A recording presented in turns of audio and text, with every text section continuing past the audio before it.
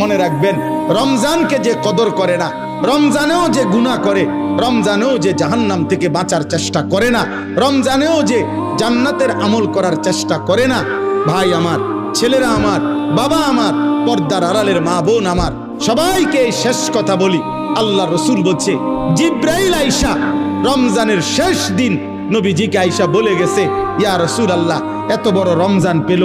ইফতার, সাহারি, তারাবি, এতেকাফ, শবে কদর, প্রতি ঘন্টা মিনিটে এত মাফ নেওয়ার সুযোগ থাকার পরেও যেই নাফরমান জাহান্নাম থেকে বাঁচার চেষ্টা করে নাই, গুনাহ থেকে আল্লাহর কাছে মাফ নেয় নাই, জান্নাতের জরুর আশা পূর্ণ করতে পারে নাই, আমল করতে পারে নাই, খোদার কসম নবীজি বলছে,